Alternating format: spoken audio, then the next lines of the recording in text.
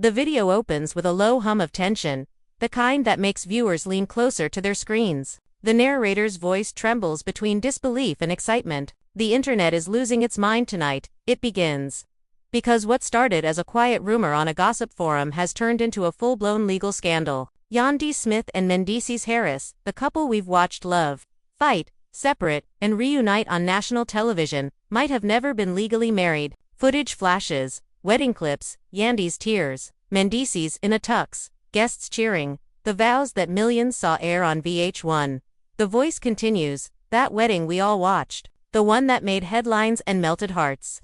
According to recently surfaced court paperwork, it might have been for cameras only, no license, no official filing, no record in New York's marriage registry. The screen darkens. Dramatic pause. Fans are stunned. Social media is flooded. One commenter wrote, "Wait, so Yandy's not really Mrs. Harris." Another said, "This explains everything about why she always said spiritually married." The confusion is spreading fast, and nobody seems to know what to believe. The tone sharpens. But here's where it gets worse. Insiders are saying this wasn't just an oversight. Allegedly, Mendeecees didn't want to sign official documents while he was facing federal charges. Others claim Yandy chose to delay the paperwork because she wanted to protect her assets. Whatever the reason, the couple's marriage, celebrated by millions, might never have existed on paper. The camera zooms in on a blurred document with the words "certificate not found." Gasps echo over a faint beat. How did this go unnoticed for nearly a decade? And who leaked the paperwork now? Fans are asking if someone close to the couple finally decided to speak out.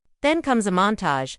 Yandy and Mendeecees, in happier times, raising their kids, attending red carpets, doing interviews about black love. A clip of Yandy saying, "I don't need a piece of paper to prove my commitment." Another of Mendeecees replying, "As long as God knows, we married." Those words now sound different, heavier, uncertain.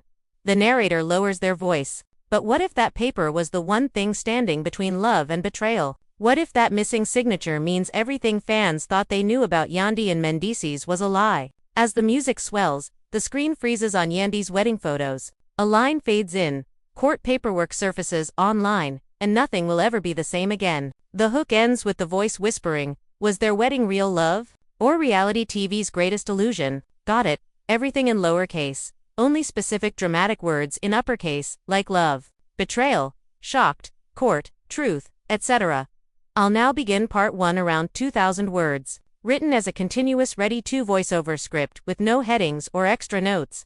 The city felt quiet that night, but online it was chaos. Fans scrolled, screens refreshed, and whispers turned into full-blown disbelief. Everyone was talking about the same thing: Yandy and Mendeecees. Their wedding, the one that inspired countless couples and broke the internet years ago, was suddenly under fire. Someone claimed to have found official paperwork proving there was never a marriage license. No record, no legal union, nothing. It was like the fairy tale had just evaporated into thin air. People said they could still remember the music, the tears, the vows. But now, every clip of that ceremony felt like a scene from a movie instead of a memory. And as the screenshots of supposed court documents went viral, Yandy's name began trending in capital letters. The first comment under the leak read, "So all this time she wasn't legally married." Another user added, "I always knew something felt off." Soon, talk shows picked it up, podcasts discussed it, and bloggers analyzed every frame of that televised wedding episode. The once perfect image of love and loyalty was breaking apart, piece by piece. Meanwhile, inside a quiet Atlanta townhouse, Yandy sat at her dining table, staring at her phone. She'd been reading comments for hours. Her hands trembled slightly as she scrolled. Her best friend Kendra called her for the third time that evening. "Girl, are you seeing this?" Kendra's voice cracked through the speaker. "They got your name everywhere. The court paperwork people saying you faked it." Yandy closed her eyes, exhaling slowly. "I saw," she said. "But that's not the whole truth." Kendra hesitated. "So is it true though? Yandy, did you ever file?" Silence hung between them. "We had our reasons," Yandy finally said. Mendeecees was still dealing with his case back then. "We talked about waiting to file until things were settled. We didn't want to mix love with legal problems." "But girl," Kendra said softly, "that was almost 10 years ago. People gonna think you lied to them." "They can think whatever they want," Yandy replied, her tone sharpening. "I know what I lived." Across town, Mendeecees was sitting in his car, engine off, phone buzzing nonstop. He hadn't said anything publicly yet, but his Instagram messages were full of questions. Producers from VH1 had already texted him, "Call us ASAP." He rubbed his forehead and muttered, "Man, we can't catch a break." He thought about calling Yandy but decided against it. Instead, he opened Twitter and saw his own wedding photo plastered everywhere with captions like "the marriage that never was." By midnight, entertainment blogs started publishing supposed statements from anonymous insiders. One article claimed that during filming, producers asked Yandy to sign a symbolic document instead of a real one because Mendeecees was under federal supervision. Another source insisted Yandy herself refused to legalize the union until Mendeecees proved he could stay faithful. Nobody knew what was true anymore, but the damage was done. In the morning, paparazzi were already waiting outside their house. Yandy peeked through the blinds, her daughter still asleep upstairs, and whispered, "Lord, give me strength." She finally grabbed her phone and hit record. To everybody asking questions, she began on Instagram Live. "Let me say this one time. Me and Mendeecees had a wedding because we wanted to celebrate our love. What y'all didn't see were the conversations behind closed doors. The paperwork doesn't define us. The cameras don't define us. We define us." Her voice quivered near the end, but she held it together. Within minutes, her live was clipped, reposted, and dissected. One fan wrote, "She's lying." Another commented, "I respect her for keeping it real." Hashtags like #YandyWygate and #marriage, not married took over. Later that afternoon, Mendeecees finally broke his silence with a short statement on his Instagram story.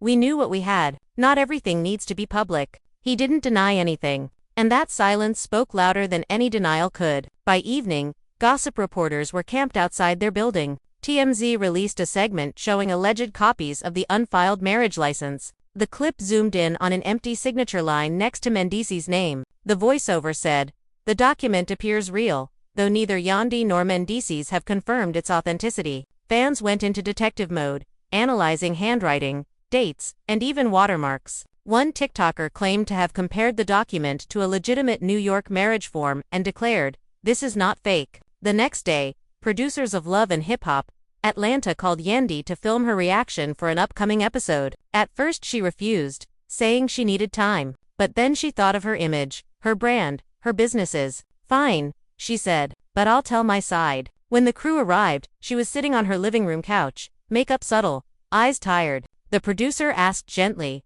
"How are you feeling about everything?" She took a deep breath. "Betrayed," she said quietly. "Not by Mendeecees, not yet, but by the people spreading half-truths like they were there. Like they know my life." The producer nodded. "Do you want to clear up the paperwork issue?" "Yeah," she said, looking straight into the camera. "The wedding was real to us. Yes, we didn't file immediately. That was our choice. I didn't want my husband's legal troubles tied to my name until we were sure. It wasn't fake, it was private." After filming wrapped, Yandy sat alone for a moment. Her phone buzzed again. This time it was Mendeecees. "We need to talk." His text read. She called him right away. "So, you've seen everything?" she asked. "Yeah," he replied. "It's bad. My mom called me crying." Yandy sighed. "This shouldn't even be happening. We were trying to protect the family." Mendeecees paused. "Look, maybe it's time we fix this for real. Go file the papers. Make it official." She hesitated. "After all this, people will say we're just doing it because of the scandal." "Let them talk," he said. "We've been through worse." The next day, the couple was spotted walking into a courthouse in Atlanta. Paparazzi snapped photos as they entered. Fans flooded social media with mixed reactions. Some said it was romantic that they were making it official. Others said it was damage control. Either way, the story grew bigger. By the time they walked out of the courthouse, holding hands but not smiling, the internet had already written 1,000 versions of what happened inside. An insider leaked that Mendeecees had been hesitant to sign the papers again because he wanted a prenuptial agreement. This time, he's been talking to his lawyer, the source claimed. He loves her, but he's cautious now. Another rumor spread that Yandy refused to agree to his new terms. She feels insulted, someone close to her allegedly said. That night, Yandy sat on the edge of her bed, phone lighting up with notifications. She saw one headline that read, "Mendeecees demands prenup, Yandy walks out." She threw the phone aside, tears welling up. "Why can't they just let me breathe?" she whispered. She opened her notes app and started typing what she wanted to post. "They can twist my story all they want," she muttered, "but I'll never let them rewrite my love." Across town, Mendeecees was talking to his mother, Judy. She didn't mince words. "Son, I told you from the start, you should have done things right. This mess wouldn't exist if you'd just signed back then. Ma, it wasn't that simple, he said, frustration bubbling. I was facing time. The feds were watching everything. I didn't want no extra attention. Judy sighed deeply. And now look. The attention found you anyway. He rubbed his temples. We'll fix it. I just need Yandy to trust me again. The following morning, Yandy's live interview on a popular morning show changed everything again. She appeared calm, poised, but her eyes told another story. The host wasted no time. Yandy, are you and Mendeecees legally married right now? She smiled faintly. We're spiritually connected. We're emotionally committed. And soon, we'll be legally recognized. But none of that changes who we are to each other. The host pressed further. So, just to be clear, at the time of your televised wedding, you were not legally married. Yandy took a slow breath. No, we weren't. Not on paper, but in our hearts, we were. The studio went silent. Viewers at home gasped. Social media exploded again. One fan tweeted, "She really admitted it. The wedding wasn't legal." Another wrote, "She's so strong for owning it." But not everyone was supportive. One gossip site published a harsh editorial calling the wedding one of reality TV's biggest deceptions. They accused Yandy and Mendeecees of using their relationship for ratings while misleading fans. When Mendeecees read that headline, he slammed his phone on the counter. "Man, they act like we killed somebody," he muttered. He called Yandy immediately. "You okay?" he asked. "I've been better," she said quietly. "They calling me a liar." "Ignore them," he said. "They don't know us." "That's easy for you to say," she replied. "I'm the one getting dragged. You just stay quiet while I defend both of us." He paused.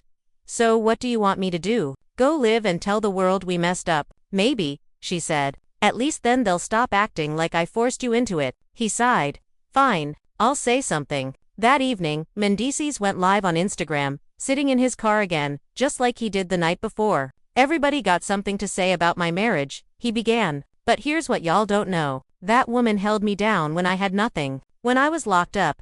When I couldn't even promise her the future she deserved. She stayed. So yeah, maybe we didn't file papers, but that doesn't make her less of my wife. I don't need the state to tell me who I love." The live ended after 10 minutes, but it set the internet on fire again. Some fans praised him for standing by her. Others accused them both of trying to spin the story. Either way, it was clear this was far from over. As midnight crept in, Yandy lay awake, scrolling through the endless noise of social media. She saw one comment that froze her. What if this was all for show from the start? She closed her phone and whispered to herself, "That's what they'll never understand. This wasn't for show. It was for us." Outside, cameras still flashed through the night. The truth, or whatever version of it people wanted, was out there now. But for Yandy and Mendeecees, the real story was only beginning. Morning broke with a glare of cameras against the windows, and the house felt smaller than ever as the noise outside bled through the curtains. Yandy stood in the kitchen, fingers wrapped around a mug she never actually sipped from, listening to the hum of her own breath. Her phone buzzed with a message from a blocked number. "Check your email. The court file is bigger than they're saying." Her chest tightened. She opened the inbox and stared at a zipped folder labeled Record Search. There were screenshots, time-stamped queries, and a scan that looked official enough to make her zone out for a full minute. The document said certificate not issued, and the notation line carried a code that only a clerk would know. As she scrolled, a second file appeared on email thread between a supposed county clerk and a local blogger who had requested a copy of the marriage certificate months ago. The clerk's reply read, "No record found for names provided." Yandy swallowed. She didn't cry. Instead, she whispered, "This is the truth they think they want, but it's not the whole story." She called Kendra. "I need you," she said, voice steady but low. "Come now." When Kendra arrived, hair pulled back and no makeup, she brought the kind of energy that fills a room with fight. "Okay," she said, dropping her purse. "Tell me the worst first so I can breathe through it." Yandy handed her the phone. As Kendra read, her eyes widened. "Girl, this is tight. It looks legit." She scrolled, jaw clenched. "And look, this blogger was digging in January. We just didn't know." Yandy nodded. "Someone targeted us," she said, half to herself. "Someone who knows the system. I need to find out who benefits from this." Kendra's face softened. "You sure you don't know?" Yandy shook her head slowly. "I have guesses." Across town, Mendeecees parked outside his lawyer's office. He didn't have an appointment, but the receptionist let him wait in a back room away from the main corridor. When the attorney finally stepped in, he didn't sit. "This is messy," the lawyer said plainly. Public perception is worse than any legal issue here. The fix is simple on paper, but the optics are hard. Mendeecees met his eyes. So the fix, the lawyer side, file, clean. If you want a prenup, negotiate respectfully and quickly. And you both need to stand together on camera or don't stand at all. The contradictions are what feed the fire. Mendeecees nodded. I'll talk to her, he said. I need her to know I'm not trying to protect myself from her. I'm trying to protect what we built. By noon, a new leak hit. A brief clip from a production meeting held years ago. The audio was scratchy, but a voice that sounded like a producer said, "If we can't secure the license due to timing, we can still capture the ceremony and circle back to the paperwork." Another voice chimed in, "As long as legal clears the messaging." The clip ended with laughter and a muffled "We'll finesse it." Fans were shocked. Some said the show manipulated real life for ratings. Others said the couple had been complicit. Timelines filled with split-screen posts. Wedding photos on one side, the no-record highlight on the other. Captions taunted, reality or storyline. Judy called Yandy, voice brimming with worry and a sting of accusation. "I told him from day one to do right," she said. "Now the whole family is catching strays." Yandy pinched the bridge of her nose and spoke calmly. "I'm not the enemy, Judy. I am your son's partner. I took the hits when he was away. I kept the kids safe. I kept the bills paid. I kept the name clean." Judy's tone softened for a breath and then sharpened again. "And that's why I'm calling. Fix it together. Don't let these blogs turn you into characters in a circus." Yandy nodded into the silence. "We're trying." Meanwhile, a former production assistant posted a thread, claiming he'd seen drafts of a post-ceremony paperwork scene that never aired. He alleged the scene was cut because it made the couple look indecisive. He also claimed he'd been told to sign an NDA so strict he couldn't even describe the shape of the wedding cake. The internet devoured it. The PO's final line read, "They loved each other. That's real. But TV loves a tidy ending more than truth." Suddenly, the narrative shifted just a little. People began to argue not only about the legal status, but about the industry machine that eats and sells feelings for profit. Kirk and Rashida weighed in on live. Rashida spoke first, careful and measured. "I don't know the ins and outs of anybody's marriage, legal or not. I do know paperwork is paperwork and love is love. I also know the cameras can complicate both." Kirk added, "Everybody trying to be a judge today. Chill y'all, don't know conversations that happened off camera." Comments poured in, half clapping, half calling cap. Still, their support gave Yandy a beat of air to breathe. Yandy opened her DM requests and found a message from a verified account with a courthouse seal in the profile picture. The name read D. Ramos, Clerk Liaison. The message said, "I can explain that code on your screenshot. It doesn't only mean no certificate. It can also mean the application was opened but never finalized. There's a difference." Yandy responded immediately. "Can we talk?" A number appeared seconds later. She dialed. A quiet, careful voice answered. "Ms. Smith, these things get misunderstood online. A code is a code, but context matters. The application can be started. A ceremony can occur, and filing can still be pending or paused. I can't give legal advice, but people acting like this is a smoking gun are over." Yandy's shoulders dropped a fraction. "So if we finalize now, does that look like an admission we deceived people?" The liaison paused. "Public perception is its own court, but the actual process is just the record shows a path, not a verdict." When the call ended, Yandy stared at the wall, hearing the same sentence on loop. The record shows a path, not a verdict. That evening, a sit-down summit was arranged at a quiet restaurant's back room, no cameras allowed. Only phones checked at the door. At the table, Yandy Mendeecees, Kendra, the lawyer, and a PR consultant whose calm eyes and clipped speech made everything sound solvable. The consultant started. "We need clarity, unity, and pace," she said. "Clarity in message, unity between you two, and pace in action so the story doesn't outrun the truth again. Option A. File ASAP, issue a joint statement, sit for one controlled interview, and leave it alone. Option B. Don't file. Explain your reasons and your values, stand firm as a couple, and accept the blowback. Option C. File with terms that honor both of you if a prenup is necessary. Make the language about mutual protection, not mistrust." She looked at Mendeecees. "Narrative matters. If the prenup reads like fear, fans will label it betrayal. If it reads like a family plan, they'll call it maturity." Mendeecees spoke carefully. "What I want is simple. We make it official, and I protect her and the kids. I don't want anybody coming for what she built if I make another dumb mistake." I'm trying to be a better man. Yandy watched him for a beat, then answered softly. What I want is respect. I want the public to stop treating me like I staged my entire heart for ratings. I want a home where I never have to defend my love like it's a brand deal. Kendra tapped the table twice. So say that. Together. The lawyer slid a draft across the wood. This is neutral, he said. It outlines shared assets, protects your businesses, protects his future earnings, sets clear expectations for debt, and includes a clause about counseling before any filing. It's not a weapon. It's a seatbelt. Yandy scanned the page. The words made her uneasy, but not insulted. A seatbelt, she repeated. For once, I want to feel like we're not flying without one. As dessert plates were cleared from empty plates, they barely touched. The door cracked open and a familiar figure stepped in. A veteran producer from the franchise. She didn't sit, just leaned against the doorframe. I came to apologize, she said, surprising everyone, for letting the cameras turn your milestones into your own ending. We were chasing moments. We didn't protect the meaning behind them. Yandy's jaw clenched. It felt like you loved the spectacle more than the people. The producer nodded. We did.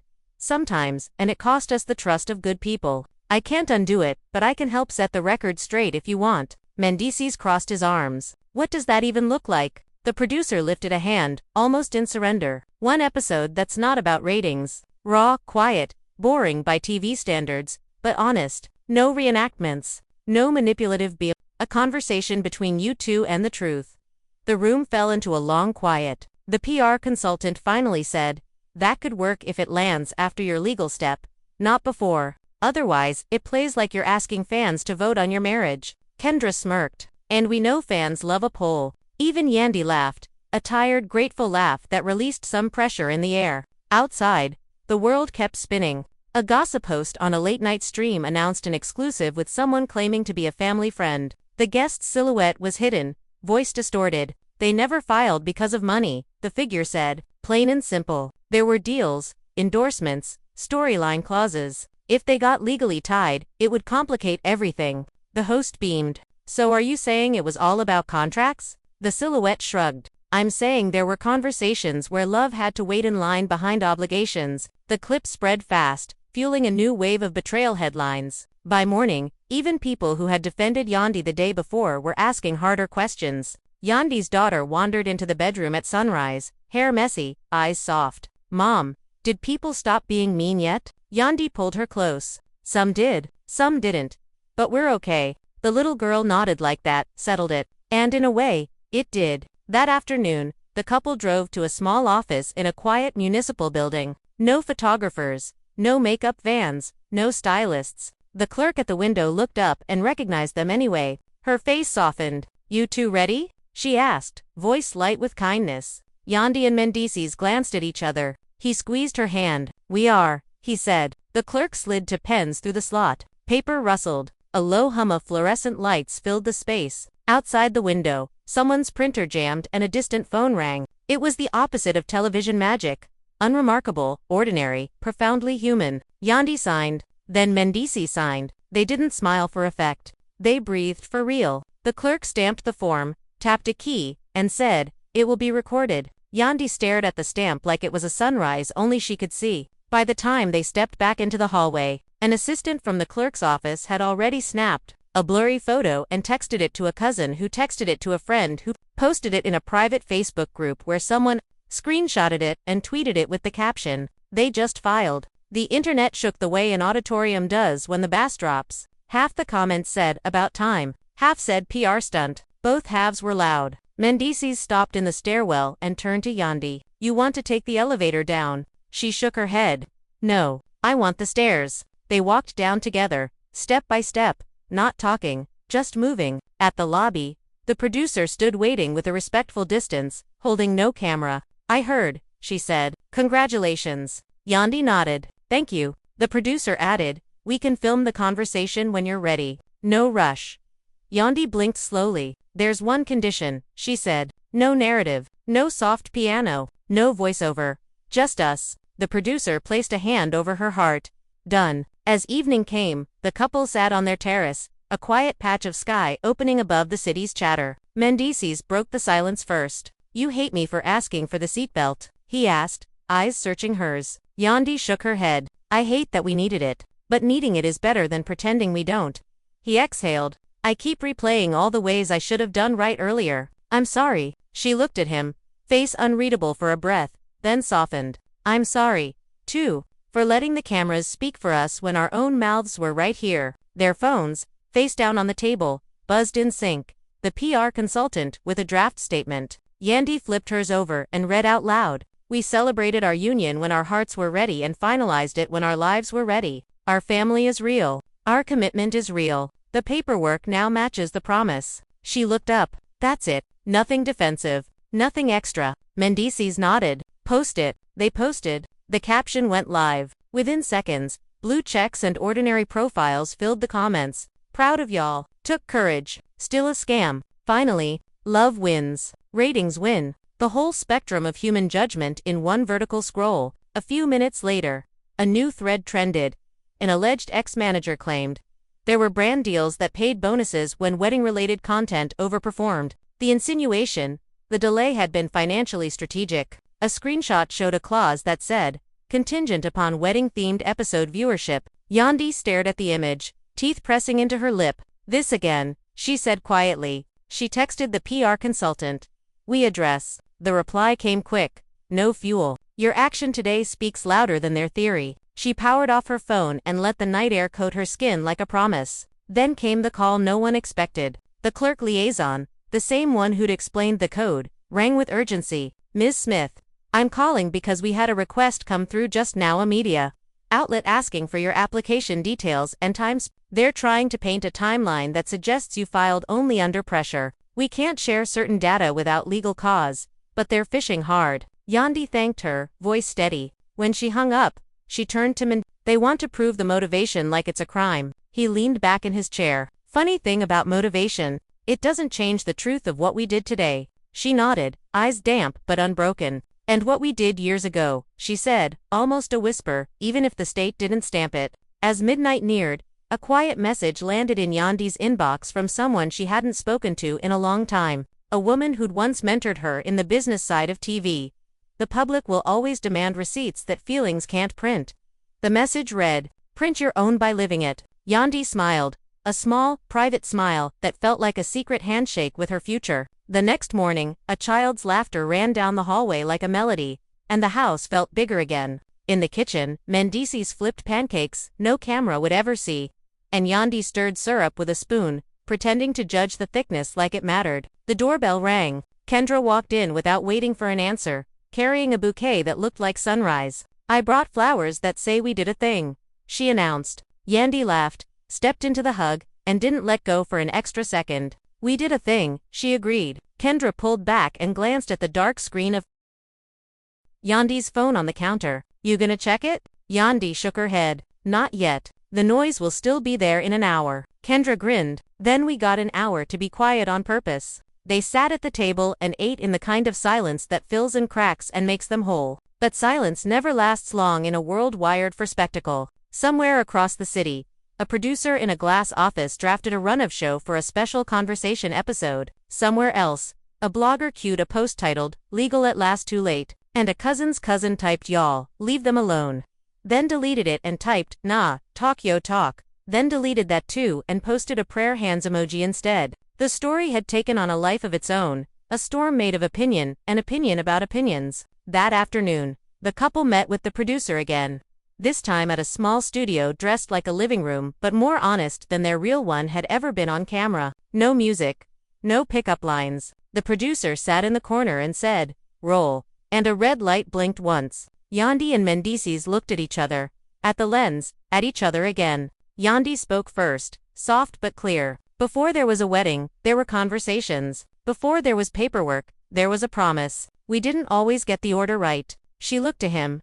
He nodded. We got the meaning right, he said. We didn't get the timing right. The lens stared back, patient and unblinking. No cutaway. No montage. Just to people and the truth they could carry. While they spoke, phones across the city lit with new alerts. A gossip page teased, incoming court bombshell. Another page teased, exclusive photo of stamped form. Fans refreshed and refreshed. Hearts racing, opinions preloaded. And still, somewhere beneath the digital thunder, a quieter beat held steady, the sound of 2 pens scratching across paper the day before, the click of a stamp, the invisible thread tying promise to practice. The family was still the family. The questions were still loud, and the night, once again, was getting ready to test which voice would carry farther, the one chanting scandal, or the one whispering, "At last, we're legal." The red tally light dimmed and the studio fell silent, but the quiet didn't last. The clip of Yandy saying we didn't always get the order right hit timelines first, stripped from context and looped under captions that screamed fraud. Within minutes, a rumor blossomed into a headline.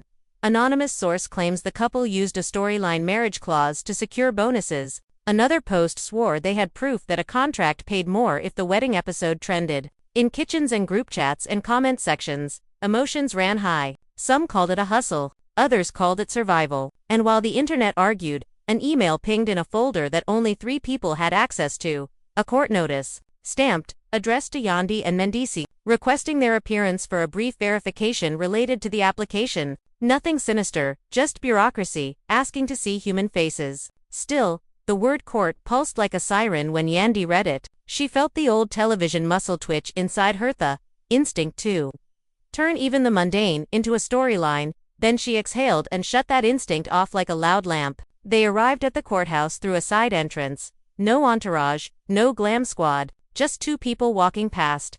Linoleum floors and framed portraits of judges who had watched louder scandals than this one come and go. The clerk liaison, D. Ramos, met them near a back desk, her voice practical and kind. "You're simply confirming identity and intent," she said. "It's not a trial. It's a box that needs a check." Yandy nodded, palms open, as if to show she was hiding nothing. Mendeecees squeezed her shoulder. When they sat down, an older clerk with a stack of forms looked up, adjusted his glasses, and said, "Lots of noise out there." His tone made the noise sound like weather, annoying, predictable, not personal. "State your names for the record." They did. "State your intent regarding the application." Yandy glanced at Mendeecees. "To finalize," she said. The clerk stamped, initialed, moved a paper from one pile to another as if he were conducting a quiet orchestra. The liaison smiled.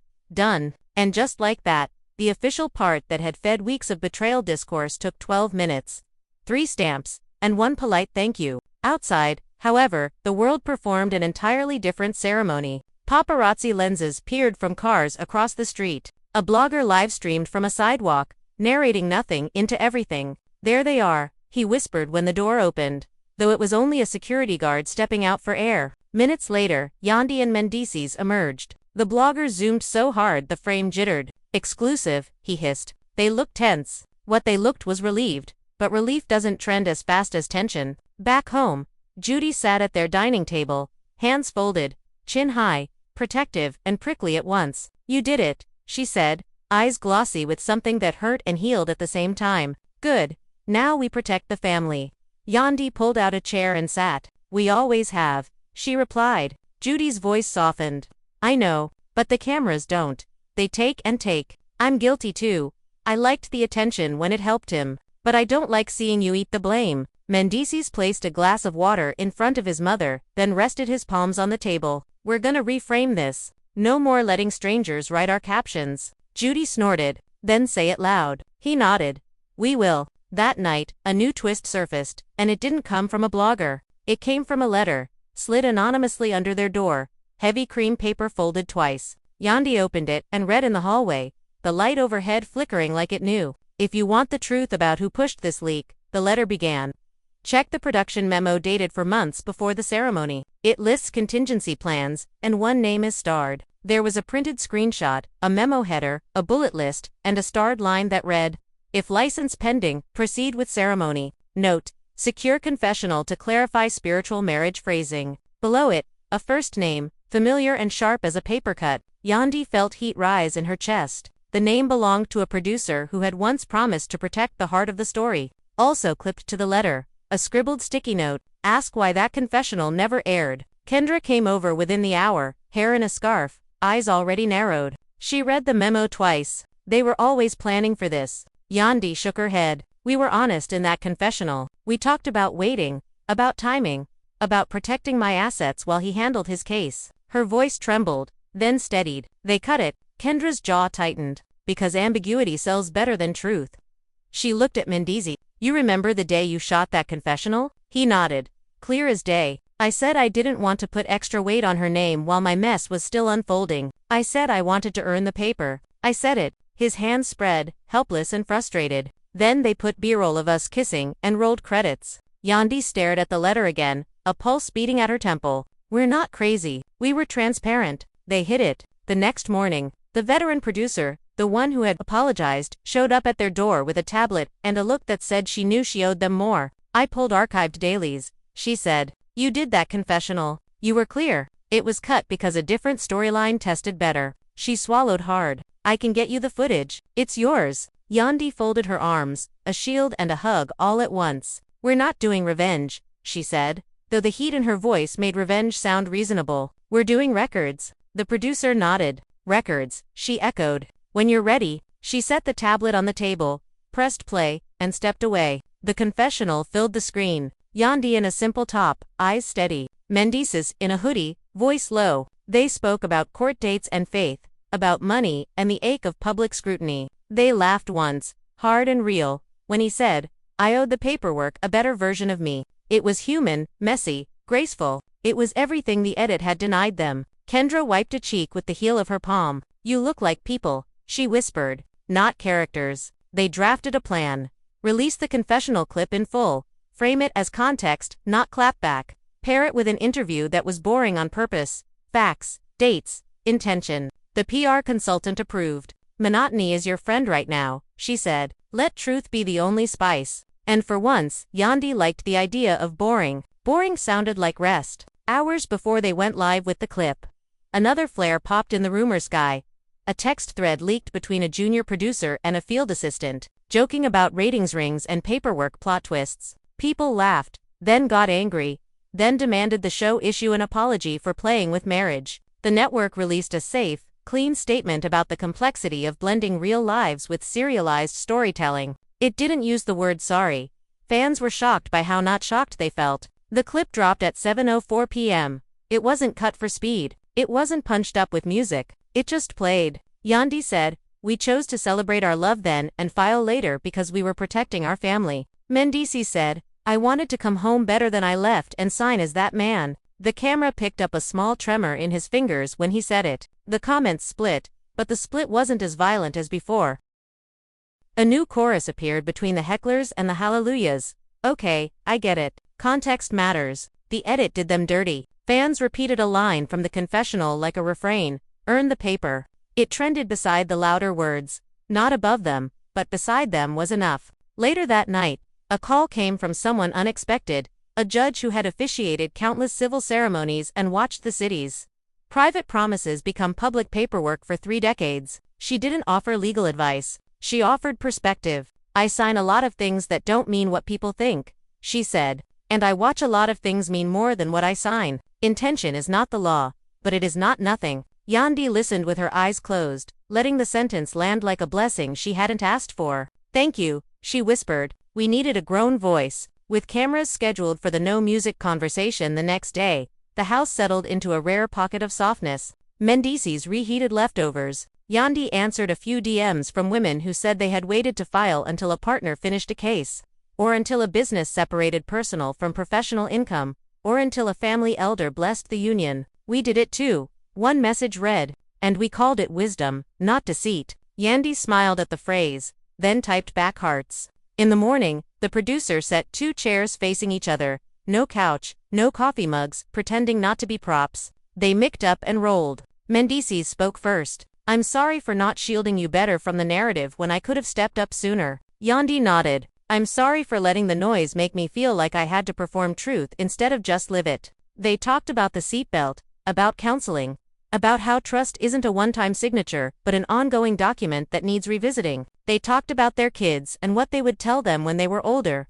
That the wedding on TV was a celebration and the file in the drawer was a promise made practical. And both mattered, but not equally and not always at the same time. They ended with something simple. Yandy said, we're not a cliffhanger. He said, we're not a finale. And then, together, as if the words had been waiting for their mouths to catch up, they said, we're a life. The network previewed a short, unsexy snippet on their official page. The comments were almost disappointed at the lack of fireworks. This to groan, someone wrote, and it sounded like an insult that was secretly a compliment. A gossip host tried to bluff momentum with the tease of an ex ready to spill. The ex turned out to be someone who once shared a studio with Mendeecees for 2 weeks and wanted followers more than closure. It fizzled within hours. Kirk texted a simple line to Mendeecees, proud of the boring. Rashida sent Yandy a heart and a muscle emoji and then called to say, "You held the frame." They laughed about how people mistake restraint for weakness. "Restraint is a skill," Rashida said.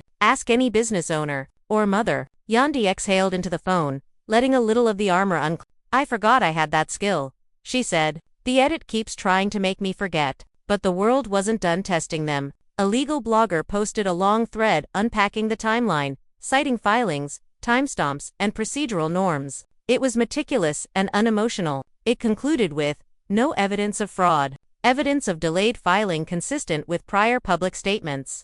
It did numbers, but not the kind of numbers that crash servers. The algorithm respects outrage more than nuance. Still, the thread lived, and people shared it with captions like "Read this before you yell." One more letter arrived, this time with a return address. The former production assistant who had posted the NDA story. Inside was a photocopy of his release letter. With a handwritten note, "I'm sorry I helped build a narrative that hurt you." Yandy placed it in a drawer with the stamped application copy. The veteran producer's tablet still queued to the confessional, and a school photo of the kids gap-toothed and mid. The drawer shut with a soft click that sounded ceremonial. That evening, they took the kids out for ice cream, a small ritual they had been promising all week. Someone at the shop recognized them and, for once, didn't raise a phone. She just said, "Congrats," and handed an extra napkin like a blessing in paper form. A syrup drip landed on Mendeecees' hoodie. Yandy dabbed it off, both of them laughing at nothing and everything. There were no producers hiding behind potted plants, no whispered plot points, no network notes. Just sticky hands, a sugar rush, and a family that had carried itself through a storm back into the ordinary. When the kids were asleep and the house quiet again, Yandy stood by the window, watching the city lights blink like tiny assurances. Mendeecees came up behind her and rested his chin on her shoulder. "You know," he said, "the paper in the drawer didn't change the way tonight felt." She smiled, leaning into him. "No," she said, "but it changed the way tomorrow will." He nodded, kissing the place where her jaw meets her neck. "Tomorrow," he echoed, as if the word itself were finally allowed to sound like peace. Their phones face down again. The night scrolled on without them. Fans argued, made memes, wrote think pieces, posted prayers. The family was left divided in some comments, united in their kitchen. The court had stamped. The show would air the quiet talking. The confessional would remain as a small monument to what they had tried to say before the edits clipped the vowels. And somewhere between scandal and stillness, a different kind of storyline finally found its footing.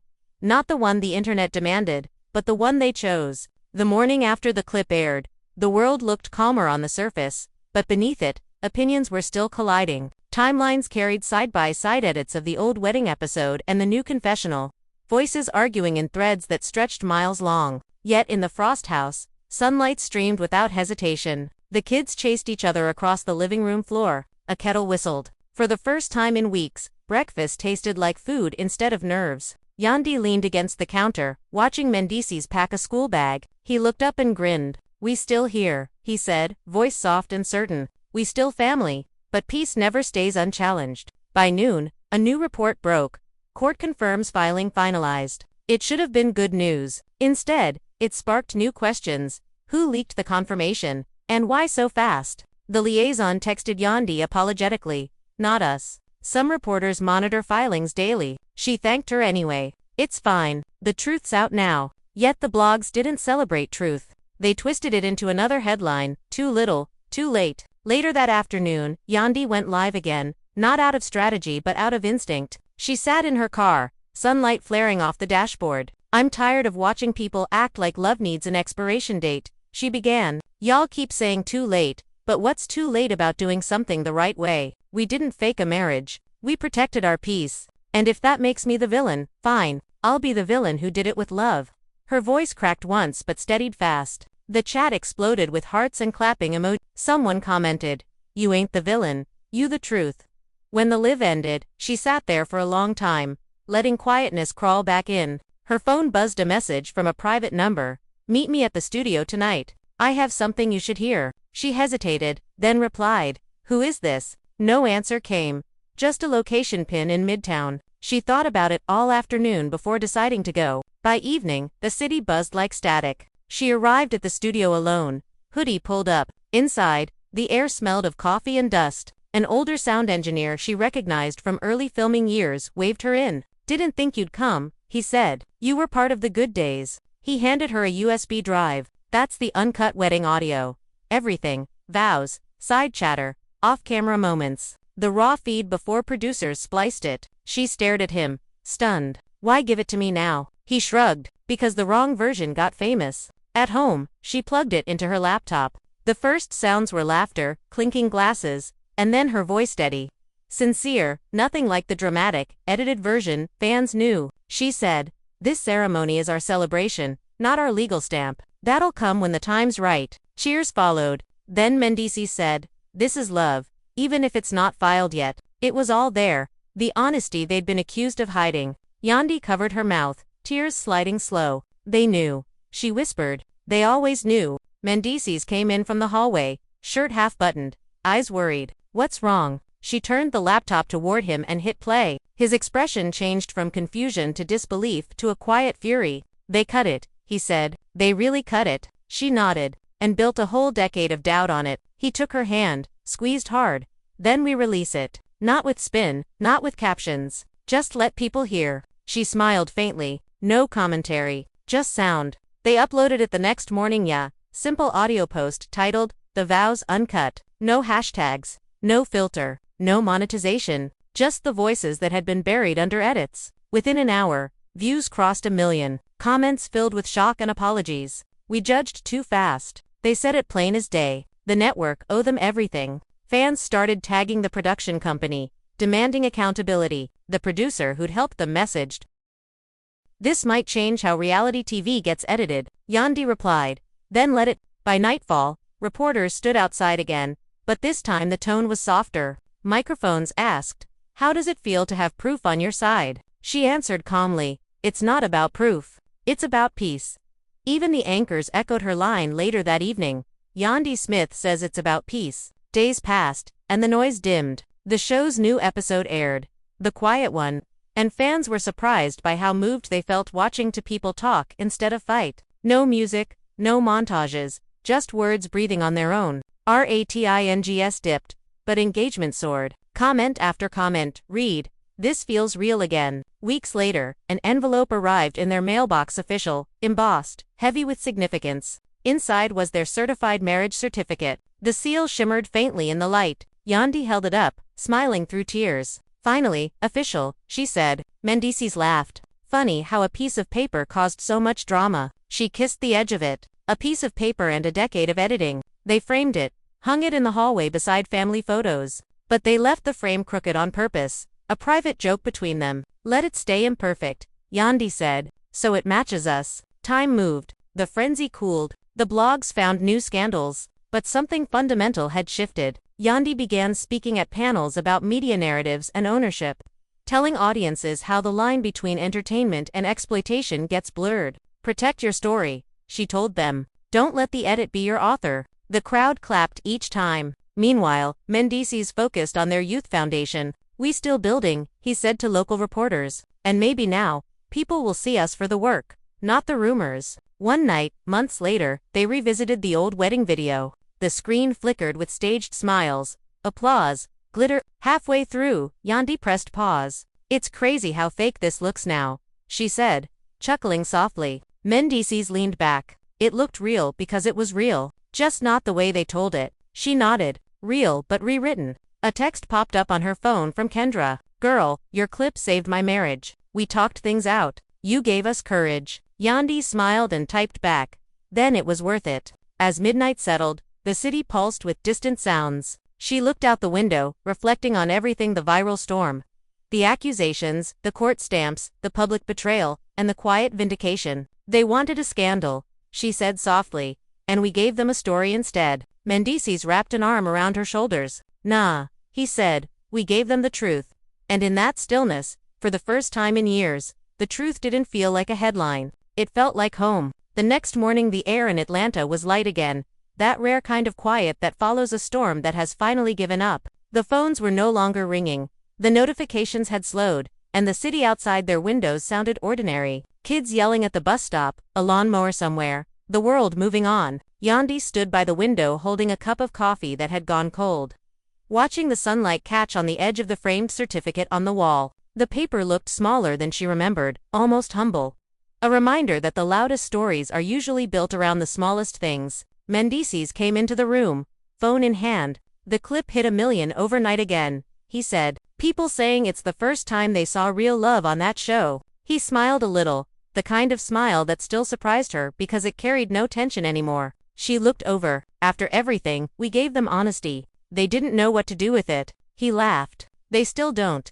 Someone in the comments called us boring and inspiring in the same sentence. She smirked. "Good. That means we finally sound like ourselves." They spent the morning clearing out old boxes, things left from years of filming. She pulled out a binder full of contracts, old episode notes, photo call sheets. Tucked between 2 pages was a small envelope marked personal. She opened it and found an unmailed thank you card with handwriting that wasn't hers. It was Mendeecees, dated the week of their original ceremony. Inside it said, "Thank you for standing by me even when the world says I don't deserve you. One day I'll sign something that makes it official. Till then, I already know it's real." She looked up, holding it. "You wrote this?" He nodded, suddenly shy. "I couldn't say it right back then. Figured I'd write it instead." She slipped it into the frame behind the certificate. "Then it belongs there," she said, "behind the paper that caused the noise." Later that afternoon they visited the foundation office. The volunteers had decorated a wall with photos from their community drives. One teenager pointed at them and said, "You the couple from TV, right? My mom says you didn't give up when people talked crazy." Yandy smiled. "Your mom sounds smart." The boy grinned. "She says it's better to fix your life than your image." Mendeecees looked at her, eyes bright. "That's a word right there." As days turned into weeks, the drama turned into a case study. Podcasts debated how media shapes perception. Professors reached out asking to use the footage in ethics classes, and the network quietly adjusted its policies on editing. The veteran producer sent a message one night. "You changed more than your own story. Thank you." Yandy replied, "We just told it all the way this time." On a Sunday morning, months later, the family gathered in the backyard for a barbecue. Friends drifted in: Kendra, Kirk, Rashida, Judy, even a few crew members who had stuck with them through every headline. The mood was light, real laughter instead of the performative kind. Kendra clinked a glass. To the couple who made honesty trend, everyone cheered. Judy added, to paperwork that finally caught up to the promise. More laughter. As dusk settled, Yandy sat on the steps with Rashida. The air smelled of smoke and mint leaves. "You know what's wild," Rashida said. "All that noise, all that mess. And what lasted wasn't the scandal, it was the lesson." Yandy nodded slowly. "People think the truth comes out once. It doesn't. It keeps coming out, piece by piece, every time you choose not to hide." Rashida smiled. "That line belongs in a book." Yandy looked thoughtful. Maybe one day, when everyone left and the kids were asleep, Yandy and Mendeecees stayed outside under the string lights. He reached for her hand, thumb brushing the wedding band that had once felt symbolic and now just felt lived in. "Remember when we thought the cameras made us real?" he said. "Now I think the quiet does." She leaned her head against his shoulder. "The quiet and the chaos," she said. "They made us both." He looked out toward the street. "We should take a trip. No cameras, no crew, no interviews. Just us." She smiled. "Where? Anywhere that doesn't know our names." She laughed. "Good luck finding that place." He grinned. "Then we'll make one." A few days later they did just that, packed light, left their phones off, and drove down to Savannah. The road was long and open, and every mile between them and Atlanta felt like a layer of noise peeling away. When they arrived, they walked along the waterfront. No disguises, no glances over their shoulders. Strangers smiled without recognition, and for once that anonymity felt like a gift. They sat at a cafe by the water, sharing one plate of food, and Yandy said, "We could have missed this if we kept fighting the narrative." Mendeecees nodded. "The narrative made us, then tried to own us. Now we own it back." The trip became their new ritual. Every few months, vanish somewhere quiet. And every time they came back, they left a little less worried about what the internet thought. One morning at home, Yandy found an email from the network offering them a new spin-off series. She read it out loud, eyebrows raised. "They want a show about rebuilding trust and redefining marriage in the spotlight." Mendeecees looked at her, unimpressed. "No script's ever gonna do that right." She smiled. Then maybe the only episode worth filming is the one nobody sees. She hit delete. Summer rolled into fall. The noise had long turned into a whisper, and that whisper into memory. Fans still tagged them, sometimes old clips, new praise, some lingering skepticism, but it all felt smaller now. Yandy began hosting workshops for young women about financial independence, storytelling, and emotional resilience. Mendeecees spoke to high schoolers about choices and second chances. They had turned their scandal into a syllabus, their pain into instruction. One evening, a reporter reached out, asking for one final interview to close the chapter. Yandy replied with one line, "It's already closed." In the quiet that followed, she and Mendeecees sat together watching their kids play on the porch. The sun was low, coloring everything gold. He turned to her and said, "You think people ever stop asking questions?" Shez milled no. "But one day, they'll start asking the right ones." He nodded. "Like what?" She looked at him, eyes soft. "Like how two people survived the noise and still chose love." As the last light faded, the house glowed warm behind them. The certificate on the wall stayed crooked. The unmailed card behind it stayed hidden. And the noise of the world stayed outside. Inside was only the sound of family, unwritten, unstaged, unedited. The truth wasn't breaking news anymore. It was just life, still happening. Weeks passed, and the city moved on to newer scandals, fresher names to pull apart. The hashtags faded, the blogs redirected their gossip, and for once, Yandy and Mendeecees were not trending. The silence was strange at first, almost too still after so much noise. Yandy would catch herself checking her phone out of habit, expecting chaos, and when it didn't come, she'd breathe deeper. "Peace feels suspicious," she said one night, half joking. Mendeecees laughed softly. "Then maybe we finally got something real." Their days fell back into rhythm. School mornings, long drives, quiet dinners. The house that had once felt like a camera set began to feel like a home again. Judy came by more often, bringing food and staying long enough to remind them what family looked like without production lights. One afternoon she stood in front of the framed certificate, hands on her hips. "Took y'all long enough," she said, smiling. Yandy laughed. "You gonna bless it or roast it?" Judy grinned. "Both." Later that week, a letter came from a law firm, not a threat this time, but an invitation. The network's legal department wanted to settle all claims and release unused footage for archival access. Yandy read the email twice. "They're done protecting the old version," she said quietly. Mendeecees leaned over her shoulder. "Then let's take it. Not for revenge, for record." She nodded. "For truth." The box arrived a month later. Drives, transcripts, call sheets, everything. She spent nights going through it, not to reopen wounds but to understand how the story had been built. She found clipped sentences, rearranged confessionals, altered timestamps. "They made a fiction out of our life," she said, voice low. Mendeecees looked at her. "And we survived it anyway." One recording hit her the heart. Asta behind the scenes, mic test before their old wedding scene. She heard herself laughing, unguarded, saying, "As long as the vows are real, the rest can wait." That same line had been cut from the broadcast. Now, hearing it again, she smiled. "They thought cutting that made it better TV," she said. "But that's the line that explains everything." By winter, they'd turned that discovery into purpose. With Kendra's help, they created a small docuseries not for the network, but for themselves. No sponsors, no scripts, no edits for drama. It was called Unwritten Vows. It followed couples navigating love without spectacle, telling their stories plainly. The pilot episode was theirs, but the rest belonged to others, people who had lived through similar storms. They filmed in quiet homes, not studios. When it premiered online, the response was gentle but powerful. Finally, one comment read, "Real reality." The show didn't break records, but it didn't need to. It gave them something the old show never had: control. "We told our stories so many times for them," Yandy said, watching the final credits roll. "But this time it belongs to us." Mendeecees nodded. "We finally edited our own truth."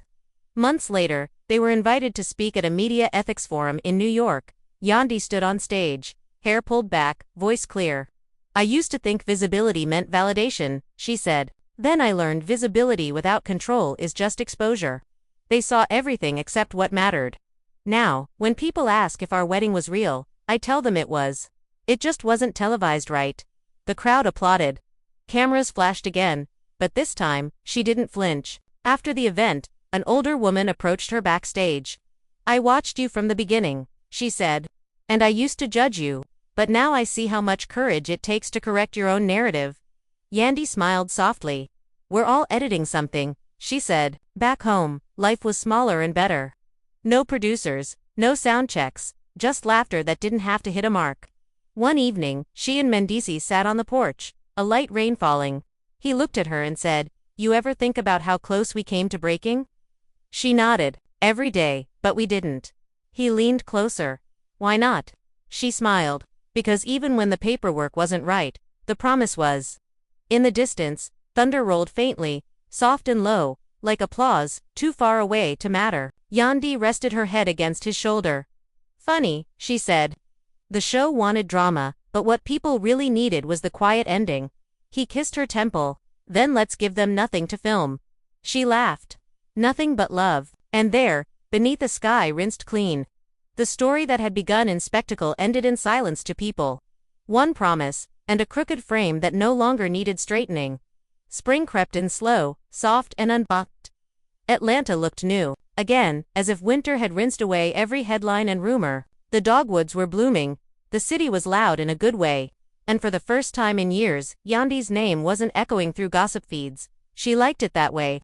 Peace, she realized, doesn't need witnesses. One morning, she sat in her office, surrounded by scripts and notebooks. She had been invited to write a memoir love in real time. The publisher wanted behind-the-scenes stories, not just of the show, but of everything the cameras had missed. Make it honest, make it human, they'd said. So she wrote slowly, sometimes crying, sometimes laughing, remembering the exact moment when her marriage stopped being content and started being home. The chapter she wrote first wasn't about the wedding, or the scandal, or even the court filings. It was about that ordinary morning when Mendeecees cooked breakfast and said, "We still here." She titled the chapter The Quiet Proof. Meanwhile, Mendeecees had started teaching youth workshops every weekend. He would stand in front of rows of teenagers and talk about mistakes, choices, and second chances. You can't erase what you did, he told them, but you can write what comes next. One boy asked, "So what did you write next?" Mendeecees smiled. "A life that wasn't for TV." The kids clapped, and for once, he felt the applause wasn't borrowed from Femet, was earned. At home, the crooked frame stayed on the wall. Guests noticed it sometimes, offered to straighten it, and Yandy would always say, "Leave it, it's perfect that way." The unmailed card behind the certificate had become their secret charm, proof of a promise made before paperwork. Sometimes she'd tap the glass lightly as she walked past, the way people knock on wood. One evening, a letter arrived from the network's CEO. It was handwritten. "Thank you for reminding us why stories matter." It read, "We're changing our contracts because of you." Yandy read it twice, then folded it carefully and put it in the same drawer with the confessional footage and the apology note from the old assistant. "This drawer's getting heavy," she said, smiling. Mendeecees replied, "That's the weight of truth." The world outside still spun with gossip about someone else every week, but their home had become an island of calm. When reporters called, she politely declined. When cameras offered just one more reunion, she said no. "Our reunion already happened," she'd tell them. "It's called peace." On the anniversary of their first wedding, that not quite legal one, they threw a small dinner. No press, just friends, family, and a few people who had stood by them when the noise was loudest. The backyard glowed with candles, kids chased fireflies, and music played low. Kirk raised a glass. "To paperwork that finally found its purpose," he said, laughing. Everyone clinked glasses. Judy added, "And to a family that didn't need a stamp to stay together." Yandy smiled through tears. "And to truth," she said softly. Later that night, when everyone was gone and the dishes were stacked, she and Mendeecees danced alone in the kitchen. No music, just the hum of the refrigerator and the creak of the floor. "You realize," he said, "this might be the only time nobody's watching." She laughed. "Then we better enjoy it." As they swayed, she thought about everything. They'd survived the leaks, the court rumors, the betrayal headlines, the endless editing. All of it had led back here, to this small moment that didn't need proof. "They wanted a spectacle," she whispered, "and we gave them a story. But the real ending, this right here." Mendeecees nodded, resting his forehead against hers. "No cuts, no edits, just us." Outside, the night air moved through the trees, carrying the faint sounds of the city that had once fed on their chaos. Now it sounded far away, almost kind.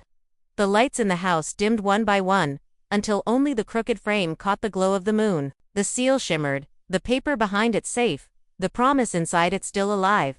Somewhere, another rumor was being born, another scandal getting ready to trend. But not here. Not tonight. Here, in a quiet kitchen filled with the smell of candle wax and warmth, love didn't need a headline, it just needed time.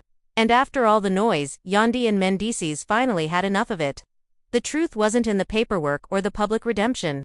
It was in the silence that followed, the kind that doesn't need to prove anything, because it already has. Spring turned to early summer, and Atlanta kept its gentle buffer around their house. But peace has a way of inviting new tests.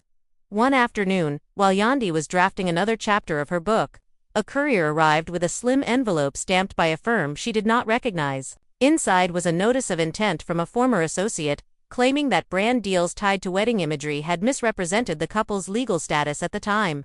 The letter used words like damages, good faith, and public reliance. It felt like someone trying to turn a healed bruise into fresh injury. She read it twice, then called Mendeecees. "They want money for a story we already corrected," she said, voice even. He answered with a long breath. "Then we will answer with the same thing that got us here, truth in paper." Their attorney met them that evening. He spread the notice on the table beside a neat stack of contracts from those old campaigns. "They are fishing," he said. "They will settle for a headline if they cannot get a check. You have two options. Respond publicly and feed the noise, or handle it like adults and starve it." Mendeecees tapped the table. "Starve it." Yandy nodded. "Starve it," she repeated. The attorney drafted a reply that was clean, specific, and calm. It cited clauses that required advertisers to verify representations independently. It included the uncut vows, release, and the confessional as context. It ended with a line that sounded like a door closing.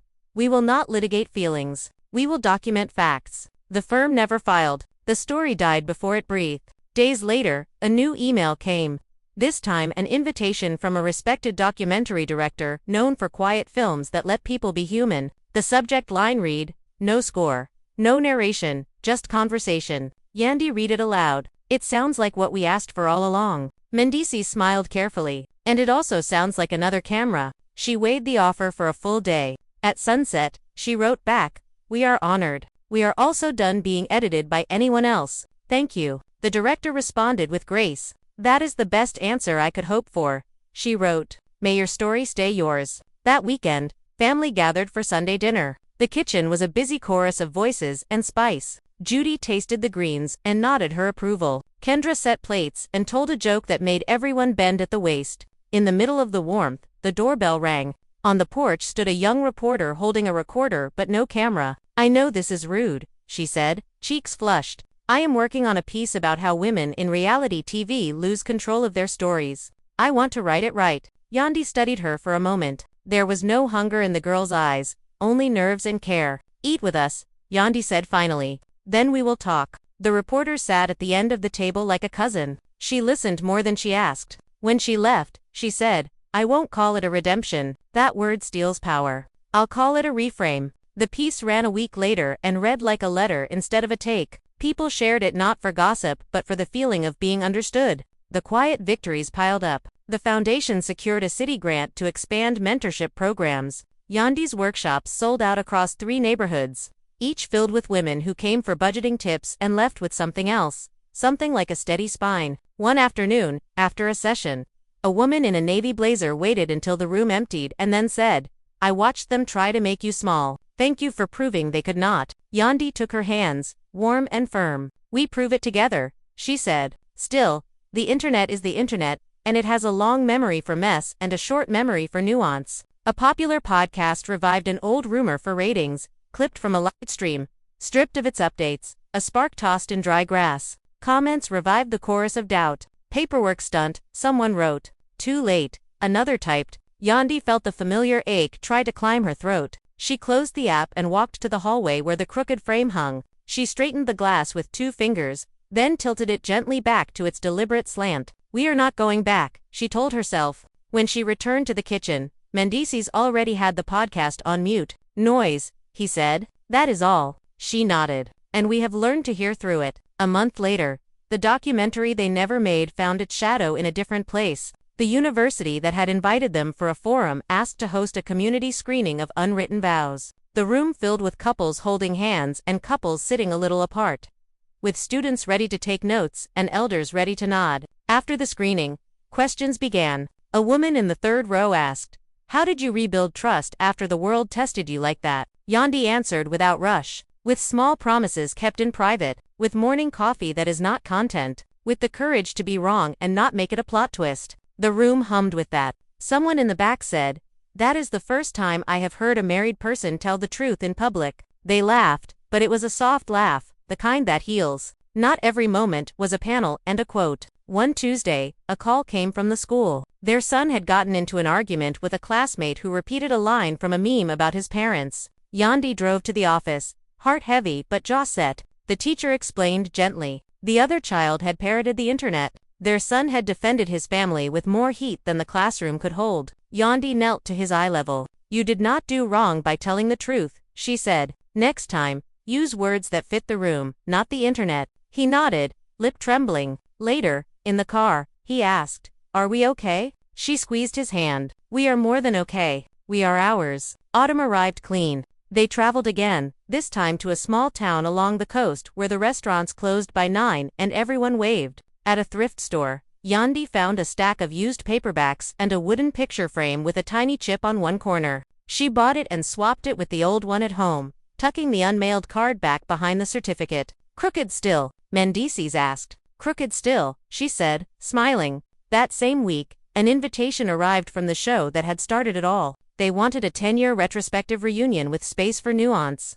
Yandy read the email and felt a tug, not toward the stage but toward a memory of younger versions of themselves trying to be seen. She replied, "We wish you well. Our season is over." The producer, who once apologized, sent a private text a minute later. "I figured you would say no. Still proud of you." Yandy typed back, "Thank you for helping close doors gently." Opportunities kept shifting toward the kind that fit. A book club asked to host monthly talks on the memoir drafts, not the gossip. A public radio station invited them for an hour without commercial breaks. The host asked careful questions, and when the red light turned off, he said, "We need more of this kind of tired. The kind where people have clearly done their work." Mendeecees laughed, the sound free of the old tension. "We are that kind of tired." Winter returned with its sharper light. One evening, the power flickered during a storm and the house went dark. Candles were found and lit.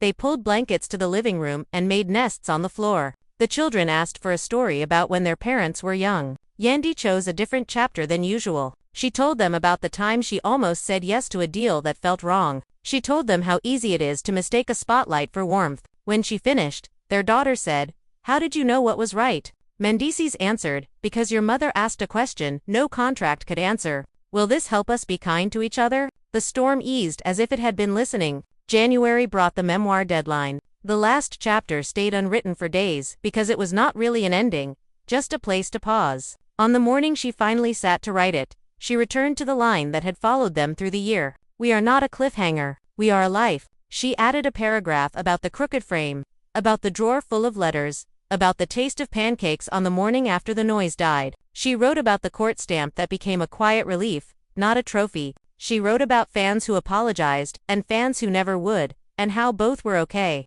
She wrote about women who saved screenshots and women who saved themselves. She ended with a sentence that felt like a door opening into ordinary light. The truth kept showing up, and so did we. On publication day, there was no press tour frenzy. She went to the neighborhood bookstore, signed a few copies at a small table, and hugged a woman who had driven 2 hours to say thank you. When she came home, the children had made a banner with markers and tape. It read, "Mom wrote the whole story." She laughed at the tilt of the letters, the way one word dipped under the next. "It is perfect," she said, and meant it. Spring again, the city turned green, and their rituals held. Sunday dinners, quiet trips, occasional lives to answer honest questions. The foundation's new center opened on a bright Saturday. Speeches were short. Scissors cut ribbon. Teenagers toured rooms that would be theirs. In the back hallway, a mural read, "Your next chapter belongs to you." Yandy touched the paint with her fingertips and felt something old and heavy lift. That night, after the last folding chair was stacked,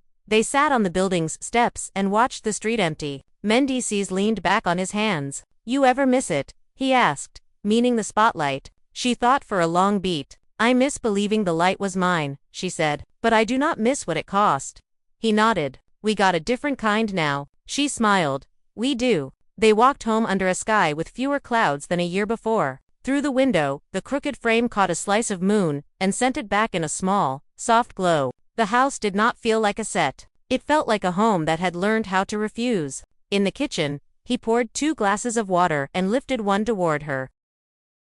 To the boring, he said. She tapped hers against it. To the boring that saved us. They drank and stood there a while, not needing to fill the air with anything else. The next morning brought the usual small chaos of breakfast and missing shoes. In the middle of it, Yandy's phone buzzed with a blocked number. She almost let it go. Then she answered. A voice she had not heard in years filled the line. The producer who had once starred in the memo with the star beside her name. I owe you an apology, the voice said. I did what I did for ratings. I said it was for story. It was for me. I am sorry. Yandy listened to the words. Their weight, their lateness. Thank you, she said. We accept it. We are moving forward.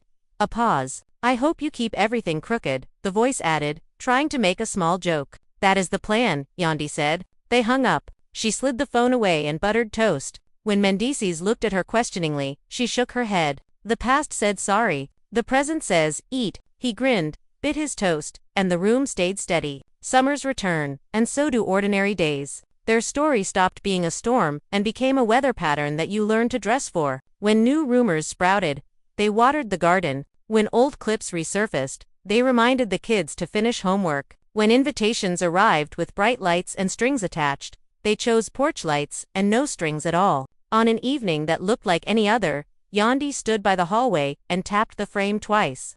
A superstition that no longer felt like fear. We are here, she said softly, and that is enough. They did not need a finale. They needed the next morning. And that is what they kept writing. One breakfast, one school drop-off, one foundation ribbon, one honest conversation at a time. If someone asked what saved them, the answer would not fit in a headline. It would sound like the clink of cups in a quiet kitchen, the click of a stamp in a small office, the thud of sneakers by the door, the laughter that belongs to people who know exactly what they survived and who they are now. Betrayal lost its echo. Court became clerical. Love outlived the edit. And the truth, stubborn and ordinary, stayed. The following spring unfolded like a long exhale. Yandy's calendar, once crowded with interviews and filming schedules, was now dotted with smaller things, school events, foundation meetings, quiet dinners. Every week, someone new found their way to her workshops. Drawn less by curiosity about the past and more by the steady way she talked about what came after a storm. One afternoon she sat at her desk rereading letters from women who said her book had helped them. One said, "You made me stop apologizing for how long healing takes." Another said, "I started over after reading your chapter on peace." She smiled at the stack, then placed them in the same drawer where the confessional tablet and old notes lived. It was full now, heavy with stories that had turned into something softer. Mendeecees came in holding a flyer for a youth event. "They want both of us to talk this time," he said. "Themes about what redemption actually means." She laughed lightly. "You gonna tell them redemption doesn't have a camera crew?" He grinned.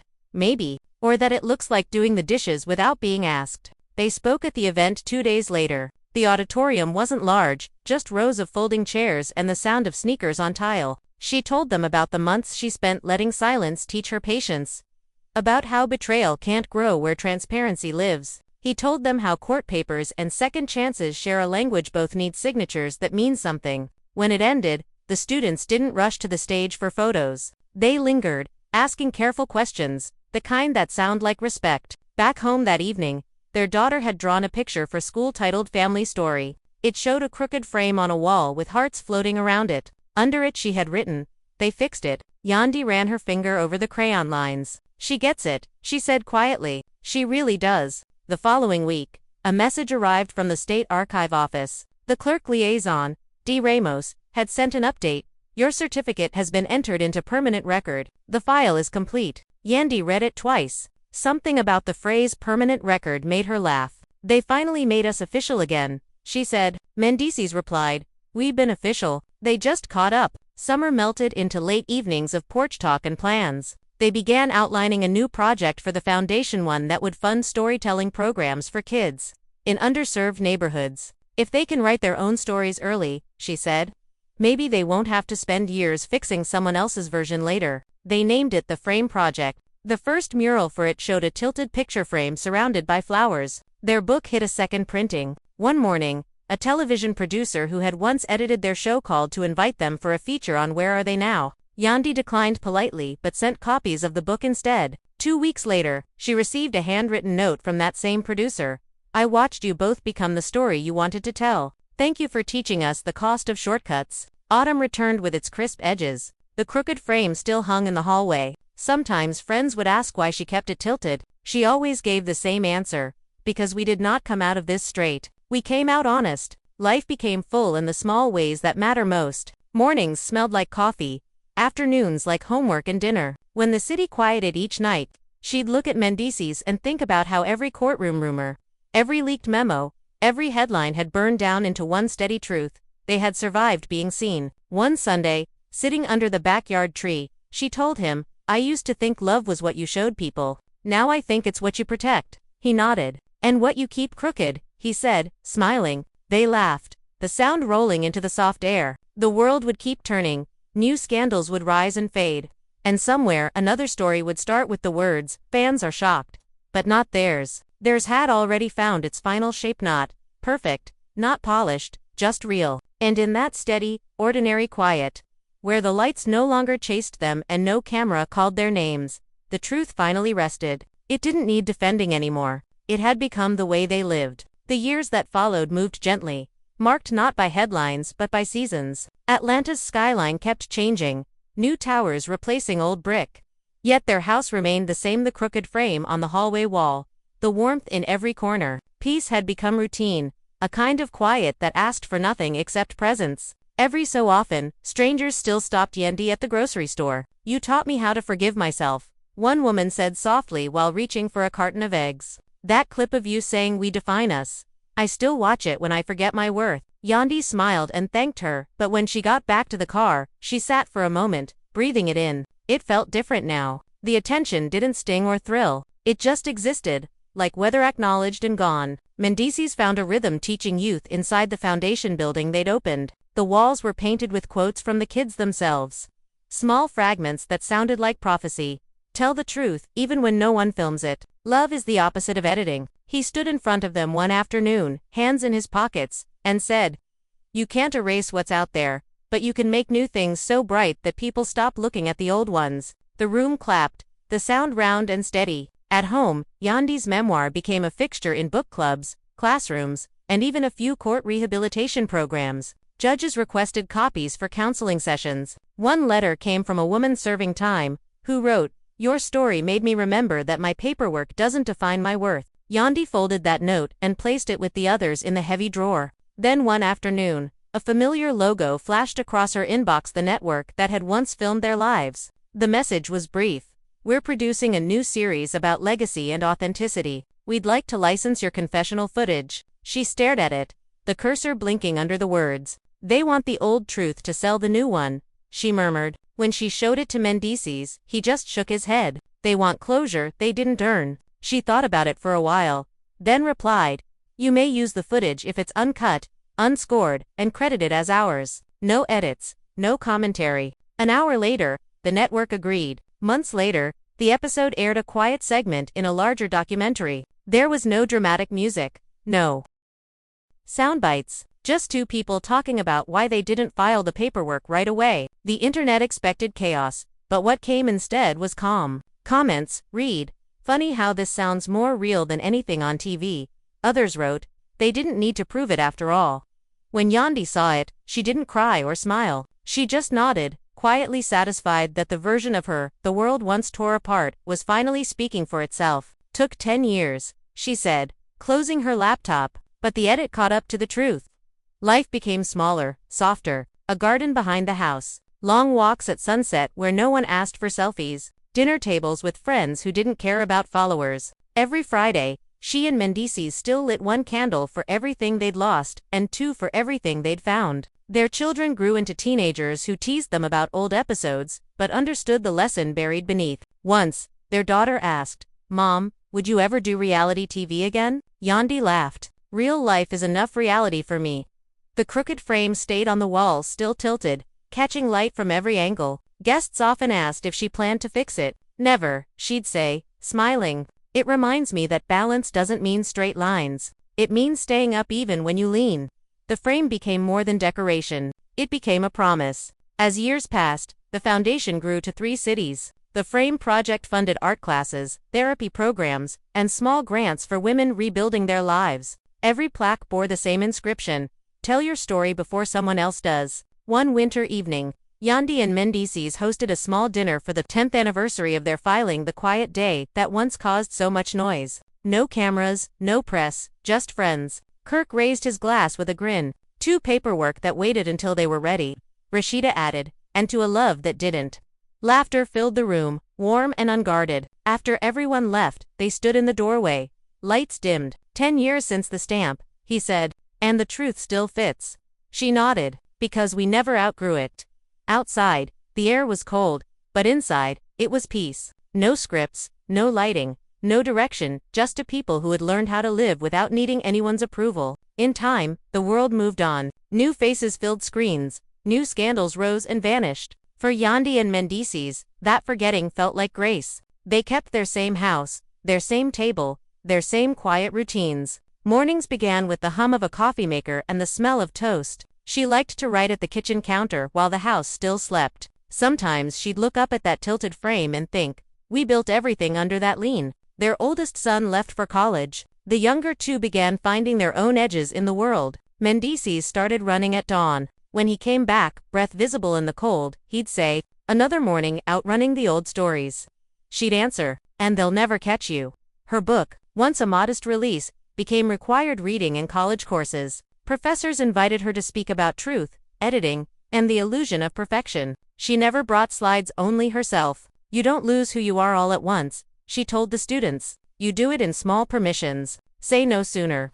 That winter, they returned to New York, to the city where it all began. Walking through Harlem, they passed the courthouse where their names had once echoed. It looked smaller now. She stopped at the steps, eyes soft. It's strange, she said, how a single piece of paper almost rewrote our whole story. He shrugged lightly. Paper can't outlast people. They walked on. Later, at a small cafe, a young woman approached them shyly. I just wanted to say thank you, she said. We study your case in our media class. It changed how we're taught to edit. They tell us no, don't cut the humanity. Yandy smiled. Then it was worth it. Back home, the seasons moved the way life does quietly, without asking permission. Spring brought magnolias. Summer buzzed with cicadas. She began writing again, this time fiction. When her publisher asked why, she said, because sometimes truth needs new names to breathe. Mendeecees found peace in teaching kids, young men, anyone trying to build better habits. He taught them how small steps create big freedom. Some evenings, he'd sit on the porch strumming a guitar he barely knew how to play. She'd listen from inside, smiling at the offbeat rhythm that somehow still worked. One autumn afternoon, she got another letter from the courthouse. Her heart skipped until she read it was just an automatic notice. Certificate renewal available upon request. She laughed. They're still keeping track of us, she said. Mendeecees looked up from the table. Let them. The state can keep their copy. We've got ours hanging crooked. Years stacked quietly, one atop another. Birthdays, graduations, small victories. The foundation grew into something national. Offices in Chicago, Charlotte, Detroit. Each space displayed that same tilted frame at the entrance. A reminder that imperfection is where resilience begins. One dusk, Yandy sat outside with a notebook, writing an essay she called The Shape of Peace. It began, peace isn't silence. It's the sound of a life that no longer needs to explain itself. When she finished, she read it aloud. Mendeecees nodded slowly. That's the truth we worked for. By the next year, their story had evolved into something else, not gossip, not redemption, but example. Articles called them proof that love could outlast paperwork. Younger couples quoted them when talking about endurance. They never corrected anyone. They didn't need to. At dinner one night, Kirk joked, y'all's marriage lasted longer than half the show's cast combined. Everyone laughed. Yandy shook her head. We just stopped auditioning. The laughter faded into a quiet that felt full. Rashida raised her glass. To the ones who found peace in the mess. Yandy met her eyes. To the ones still learning to. That winter, the house felt especially warm. Sometimes Yandy would pass the hallway and see her reflection in the frame's glass, lightly bent, softened by time. She liked it that way. It reminded her that truth doesn't always fit perfectly, but it stays whole. That was what remained in the end. The crooked frame. The laughter, the slow mornings, the family that kept choosing one another long after the world stopped watching. Somewhere in that quiet rhythm, their story kept echoing, not loud enough to trend, but steady enough to last. The final image was never the wedding, never the paperwork, never the show. It was this: two people standing in the glow of ordinary light, living proof that some endings don't fade, they settle. And under that soft light, the truth, patient as ever, simply stayed. Before you scroll away, before the next headline pulls your focus, take a breath. Stories like this, ones that start with noise and end in quiet, don't just belong to celebrities. They belong to anyone who's ever had to rebuild something in plain view. Anyone who's been misunderstood, edited, or doubted but kept showing up anyway. Yandy and Mendeecees aren't just names from a series. They became a mirror, proof that paperwork can't define loyalty, court records can't measure love, and truth always waits for its moment, even if it takes years to be heard. If you've followed their story from the beginning,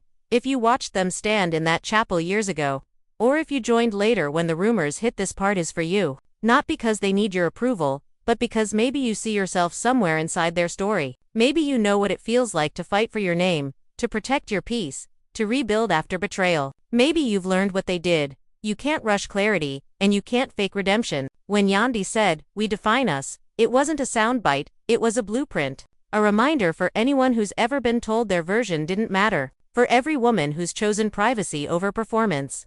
For every man who's faced his mistakes and still decided to try again. Their story works because it's human, imperfect, honest, and if you remember one thing, let it be the crooked frame it hangs tilted on purpose, because it proves that beauty doesn't depend on perfection. Every life has a crooked frame somewhere, a scar, a decision, a moment that didn't go as planned. The trick isn't fixing it. The trick is learning to live beautifully around it. That's what they did. They turned public judgment into private peace. They turned headlines into lessons. They stopped asking for understanding and started creating it. And if you're watching this now, maybe that's your sign to do the same. Take whatever noise has followed you, rumors, regrets, unfinished business, and do what they did. File your own peace. It doesn't have to be paperwork. It can be forgiveness, closure, or the courage to stop explaining yourself. The details don't matter. What matters is claiming the part of your story that still belongs to you. Share it, speak it, not for validation, but for connection. Every time you tell your truth, you make it harder for someone else to be silenced by theirs. That's why stories like this one still matter long after the cameras stop rolling. So if this story meant something to you, if you saw a piece of yourself in it, say so.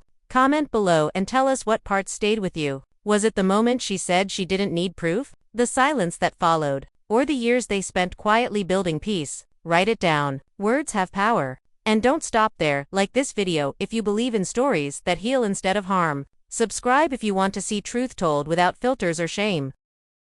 Soundbites. Just two people talking about why they didn't file the paperwork right away. The internet expected chaos, but what came instead was calm. Comments. Read. Funny how this sounds more real than anything on TV. Others wrote, they didn't need to prove it after all. When Yandy saw it, she didn't cry or smile. She just nodded, quietly satisfied that the version of her the world once tore apart was finally speaking for itself. Took 10 years, she said, closing her laptop, but the edit caught up to the truth. Life became smaller, softer, a garden behind the house, long walks at sunset where no one asked for selfies, dinner tables with friends who didn't care about followers. Every Friday, she and Mendeecees still lit one candle for everything they'd lost, and two for everything they'd found. Their children grew into teenagers who teased them about old episodes, but understood the lesson buried beneath. Once, their daughter asked, "Mom, would you ever do reality TV again?" Yandy laughed. "Real life is enough reality for me." The crooked frame stayed on the wall, still tilted, catching light from every angle. Guests often asked if she planned to fix it. "Never," she'd say, smiling. "It reminds me that balance doesn't mean straight lines. It means staying up even when you lean." The frame became more than decoration. It became a promise. As years passed, the foundation grew to 3 cities. The Frame Project funded art classes, therapy programs, and small grants for women rebuilding their lives. Every plaque bore the same inscription: tell your story before someone else does. One winter evening, Yandy and Mendeecees hosted a small dinner for the 10th anniversary of their filing, the quiet day that once caused so much noise. No cameras, no press, just friends. Kirk raised his glass with a grin. "To paperwork that waited until they were ready," Rashida added, "and to a love that didn't." Laughter filled the room, warm and unguarded. After everyone left, they stood in the doorway. Lights dimmed. 10 years since the stamp, he said. And the truth still fits. She nodded. Because we never outgrew it. Outside, the air was cold, but inside, it was peace. No scripts, no lighting, no direction, just a people who had learned how to live without needing anyone's approval. In time, the world moved on. New faces filled screens. New scandals rose and vanished. For Yandy and Mendeecees, that forgetting felt like grace. They kept their same house, their same table, their same quiet routines. Mornings began with the hum of a coffee maker and the smell of toast. She liked to write at the kitchen counter while the house still slept. Sometimes she'd look up at that tilted frame and think, we built everything under that lean. Their oldest son left for college. The younger two began finding their own edges in the world. Mendeecees started running at dawn. When he came back, breath visible in the cold, he'd say, another morning out running the old stories. She'd answer, and they'll never catch you. Her book, once a modest release, became required reading in college courses. Professors invited her to speak about truth, editing, and the illusion of perfection. She never brought slides, only herself. You don't lose who you are all at once, she told the students. You do it in small permissions. Say no sooner. That winter, they returned to New York, to the city where it all began. Walking through Harlem, they passed the courthouse where their names had once echoed. It looked smaller now. She stopped at the steps, eyes soft. It's strange, she said, how a single piece of paper almost rewrote our whole story. He shrugged lightly. Paper can't outlast people. They walked on. Later, at a small cafe, a young woman approached them shyly. I just wanted to say thank you, she said. We study your case in our media class. It changed how we're taught to edit. They tell us no, don't cut the humanity. Yandy smiled. Then it was worth it. Back home, the seasons moved the way life does quietly, without asking permission. Spring brought magnolias. Summer buzzed with cicadas. She began writing again, this time fiction. When her publisher asked why, she said, because sometimes truth needs new names to breathe. Mendeecees found peace in teaching kids, young men, anyone trying to build better habits. He taught them how small steps create big freedom. Some evenings, he'd sit on the porch strumming a guitar he barely knew how to play. She'd listen from inside, smiling at the offbeat rhythm that somehow still worked. One autumn afternoon, she got another letter from the courthouse. Her heart skipped until she read it was just an automatic notice. Certificate renewal available upon request. She laughed. They're still keeping track of us, she said. Mendeecees looked up from the table. Let them. The state can keep their copy. We've got ours hanging crooked. Years stacked quietly, one atop another. Birthdays, graduations, small victories. The foundation grew into something. National offices in Chicago, Charlotte, Detroit. Each space displayed that same tilted frame at the entrance. A reminder that imperfection is where resilience begins. One dusk, Yandy sat outside with a notebook, writing an essay she called The Shape of Peace. It began, peace isn't silence. It's the sound of a life that no longer needs to explain itself. When she finished, she read it aloud. Mendeecees nodded slowly. That's the truth we worked for. By the next year, their story had evolved into something else, not gossip, not redemption, but example. Articles called them proof that love could outlast paperwork. Younger couples quoted them when talking about endurance. They never corrected anyone. They didn't need to. At dinner one night, Kirk joked, y'all's marriage lasted longer than half the show's cast combined. Everyone laughed. Yandy shook her head. We just stopped auditioning. The laughter faded into a quiet that felt full. Rashida raised her glass. To the ones who found peace in the mess. Yandy met her eyes. To the ones still learning to.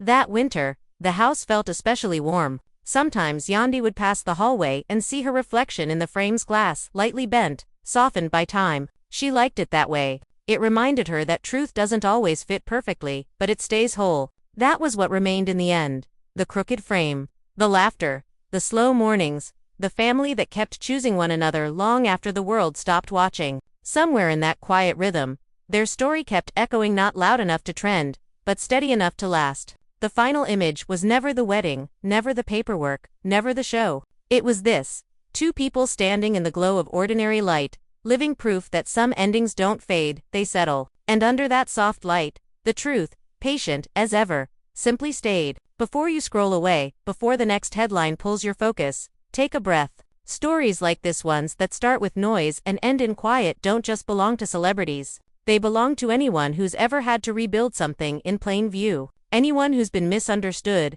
edited, or doubted but kept showing up anyway. Yandy and Mendeecees aren't just names from a series. They became a mirror. Proof that paperwork can't define loyalty, court records can't measure love. And truth always waits for its moment, even if it takes years to be heard. If you followed their story from the beginning, if you watched them stand in that chapel years ago, or if you joined later when the rumors hit, this part is for you. Not because they need your approval, but because maybe you see yourself somewhere inside their story. Maybe you know what it feels like to fight for your name, to protect your peace, to rebuild after betrayal. Maybe you've learned what they did. You can't rush clarity, and you can't fake redemption. When Yandy said, "We define us," it wasn't a soundbite, it was a blueprint. A reminder for anyone who's ever been told their version didn't matter. For every woman who's chosen privacy over performance. For every man who's faced his mistakes and still decided to try again. Their story works because it's human, imperfect, honest, and if you remember one thing, let it be the crooked frame it hangs tilted on purpose, because it proves that beauty doesn't depend on perfection. Every life has a crooked frame somewhere, a scar, a decision, a moment that didn't go as planned. The trick isn't fixing it. The trick is learning to live beautifully around it. That's what they did. They turned public judgment into private peace. They turned headlines into lessons. They stopped asking for understanding and started creating it. And if you're watching this now, maybe that's your sign to do the same. Take whatever noise has followed you, rumors, regrets, unfinished business, and do what they did. File your own peace. It doesn't have to be paperwork. It can be forgiveness, closure, or the courage to stop explaining yourself. The details don't matter. What matters is claiming the part of your story that still belongs to you. Share it. Speak it. Not for validation, but for connection. Every time you tell your truth, you make it harder for someone else to be silenced by theirs. That's why stories like this one still matter long after the cameras stop rolling. So if this story meant something to you, if you saw a piece of yourself in it, say so. Comment below and tell us what parts stayed with you. Was it the moment she said she didn't need proof? The silence that followed? Or the years they spent quietly building peace? Write it down. Words have power. And don't stop there. Like this video if you believe in stories that heal instead of harm. Subscribe if you want to see truth told without filters or shame.